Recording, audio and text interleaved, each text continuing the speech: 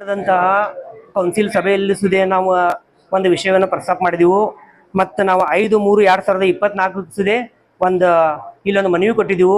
ಏನಂತಂದ್ರೆ ಐತ್ಲಾರಿ ಏನೀಗ unnecessary property ಇರ್ತಾವು ಮತ್ತು ಯಾರು ಬಿಲ್ಡಿಂಗ್ ಪರ್ಮಿಷನ್ ತೊಗೊಂಡಿರ್ತಾರೋ ಬೈಲಾಸ್ ಉಲ್ಲಂಘನೆ ಮಾಡಿ ಕಟ್ಟಡ ಕಟ್ಟಿರ್ತಾರೋ ಅವ್ರಿಗೊಂದು ಸರ್ಕಾರ ಆದೇಶ ಮಾಡಿದ್ರಿ 10/9/2024 ಅದ್ರಾಗ ಏನು ಆದೇಶ ಮಾಡಿದೆ ಅಂದ್ರೆ ರೀ ಯಾರ ಅಂದ್ರೆ ರೆವೆನ್ಯೂ ಲ್ಯಾಂಡ್ ಒಳಗನ್ರಿ ಅನ್ನೋ ಥರ ಲೇಔಟ್ ಒಳಗನ್ರಿ ಏನು ಕಟ್ಟಡ ಕಟ್ಟಿರ್ತಾರೋ ಅವ್ರಿಗೆ 1 ವರ್ಷದ ಸಂಬಂಧ ಅಷ್ಟೇ ಡಬಲ್ ಟ್ಯಾಕ್ಸ್ ತಗೋಬೇಕು, ನೆಕ್ಸ್ಟ್ ಇಯರ್ದಿಂದ ಸಿಂಗಲ್ ಟ್ಯಾಕ್ಸ್ ತಗೋಬೇಕಂತೇಳಿ ಆದೇಶ ಮಾಡಿದ್ರಿ.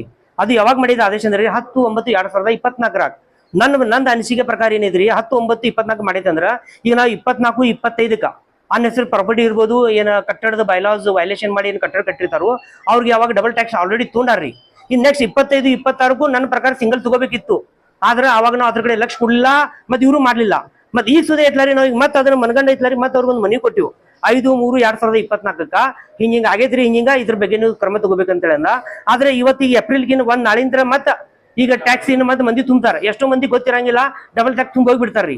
ಮತ್ತೆ ಅದನ್ನ ಮತ್ತೆ ಅವ್ರು ಅದನ್ನ ರೊಕ್ಕ ವಾಪಸ್ ತಗೋಬೇಕಂದ್ರ ಮತ್ತೆ ಇಲ್ಲಿ ಮಹಾನಗರ ಪಾಲಿಕೆಗಳು ಚಪ್ಪಲನ್ನ ಹರ್ಕೋದಿದ್ರು, ಅದ್ರೊಳಗೆ ಎರಡು ಮಾತಾ ಇಲ್ರಿ.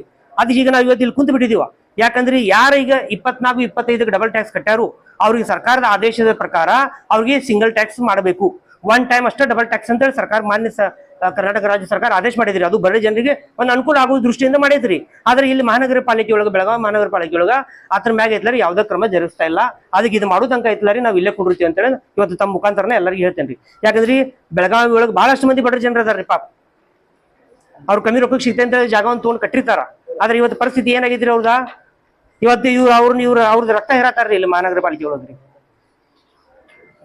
ಅದಕ್ಕೆ ಇದ್ಲಾರಿ ಆಗೋ ತನಕ ಇದ್ಲಾರಿ ನಾವು ಇಲ್ಲಿಂದ ಹೇಳಂಗಿಲ್ಲ ಅಂತೇಳಿ ತಮ್ಮ ಮುಖಾಂತರ ಇವತ್ತು ನಾ ಹೇಳ್ತೇನೆ.